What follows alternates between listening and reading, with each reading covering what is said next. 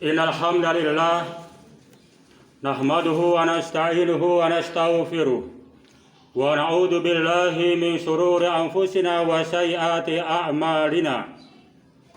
May yahdihillahu fala mudilla lahu wa may yudlilhu fala hadiyalah. Ashhadu an la ilaha illallah wahdahu la syarika lah wa ashhadu anna Muhammadan abduhu wa rasuluhu la nabiyya ba'dah. Allahumma salli wa sallim wa barik ala Muhammadin wa ala alihi wa sahbihi wa man ittaba'ahum bi ihsanin ila yaumiddin wa sallama tasliman katsira amma ba'd. Ibadallah ittaqullah. Wa qala ta'ala fi kitabihil karim, a'udzu billahi minasyaitonir rajim. Ya ayyuhalladzina amanu taqullaha haqqa tuqatih wa la tamutunna illa wa antum muslimun. Wahai orang-orang yang beriman, bertakwalah kepada Allah dengan takwa yang sebenar-benarnya. Dan janganlah mati kecuali mati dalam keadaan tetap beragama Islam. Hadirin ma'asyiral muslimin jamaah Jumat rahimakumullah. Alhamdulillah, kita bersyukur kepada Allah Subhanahu wa taala bahwa Ramadan telah usai dan kita pun dapat melakukan amal-amal kebaikan di dalamnya. Tentunya hal ini kita yakini bukan karena kita mampu, bukan karena kita kuat, tapi semua merupakan atas izin, perkenan, dan pertolongan Allah Subhanahu wa ta'ala. Hadirin jamaah Jumat rahimakumullah. Pasca Ramadan ini mari kita gunakan untuk wal tangdur nafsu ma qaddamat lighad, yaitu untuk memperhatikan, untuk mawas diri, untuk introspeksi atas apa-apa yang telah kita lakukan di bulan suci Ramadan kemarin. Ada satu hikmah yang perlu kita sampaikan pada kesempatan ini, bahwa hikmah adanya bulan suci Ramadan atau hikmah telah berakhirnya bulan suci Ramadan, yaitu adalah bulan Ramadan merupakan bulan penyingkapan atas kemampuan kita kaum muslimin. Ini kan terkadang ada di antara kita yang menyadari, tapi terkadang pula tidak sedikit di antara kita tidak peduli pasca Ramadan ini. Terkadang ada panggilan Allah Subhanahu wa taala, hayya 'ala shalah. Dalam diri kita berkata, saya nggak mampu. Ada ajakan untuk mengadakan pengajian-pengajian, bacaan-bacaan Al-Quran. Terkadang di antara kita pun berkata, saya memang tidak mampu. Seakan-akan kemampuan kita hanya ada di bulan suci Ramadan. Di luar bulan suci Ramadan, kita merasa lemah sekali. Sementara Ramadan sebetulnya kalau kita perhatikan dengan sangat ada hikmah. Ini bulan penyingkapan atas kemampuan kita kaum muslimin. Bahwa kita mampu untuk melaksanakan perintah-perintah Allah Subhanahu wa taala. Kita mampu untuk menjauhi apa yang dilarang oleh Allah Subhanahu wa taala. Itu bisa kita lihat di bulan suci Ramadan. Makanan halal, minuman halal buat kita. Bukan perkara yang haram, bukan makanan yang haram, bukan minuman yang haram, bukan milik orang lain. Dan kita tidak mencuri dari orang lain.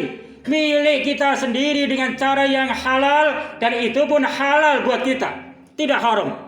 Tapi ketika Allah Subhanahu wa taala melarang untuk memakan dan meminum di siang hari, tersingkaplah kemampuan kita. Kita mampu menahan diri tidak makan, tidak minum di siang hari.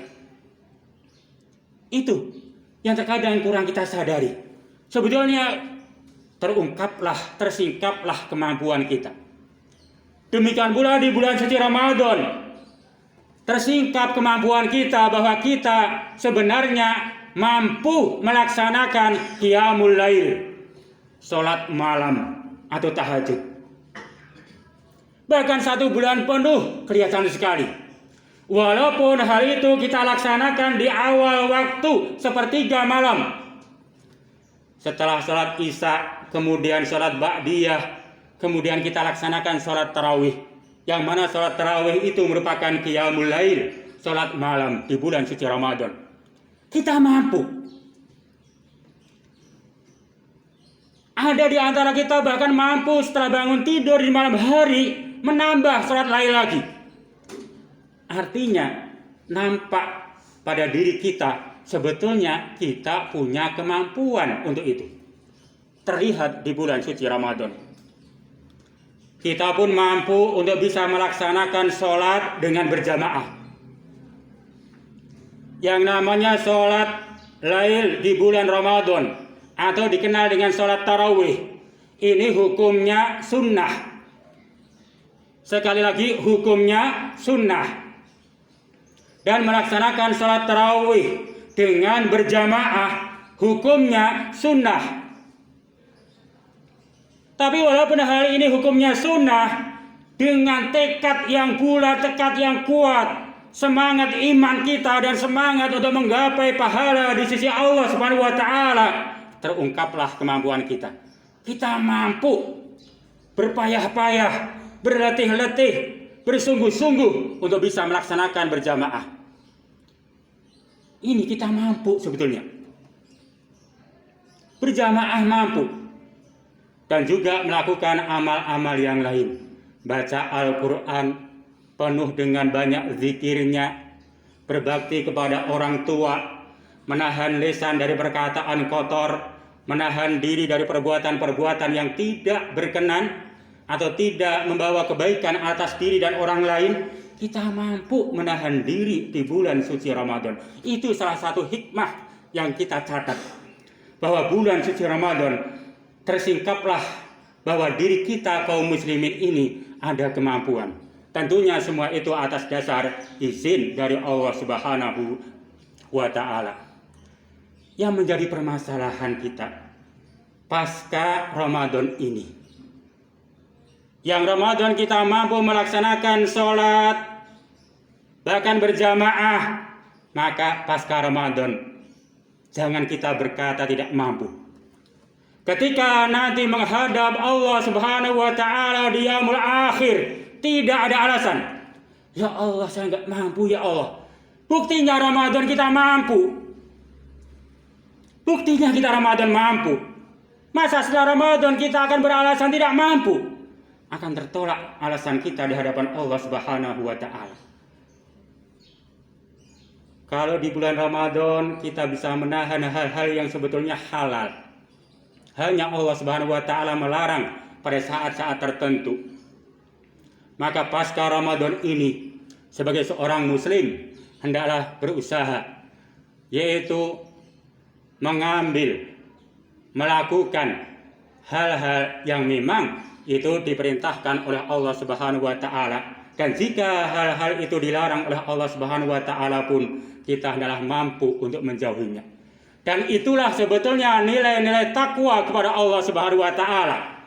Sebagaimana Allah Subhanahu wa taala wajibkan kita berpuasa, itu tiada lain la'allakum tattaqun, agar kita senantiasa bertakwa kepada Allah Subhanahu wa taala, yaitu berusaha melaksanakan perintah-perintah Allah, tentunya sesuai kemampuan kita masing-masing, dan juga menjauhi akan larangan-larangan Allah Subhanahu wa taala.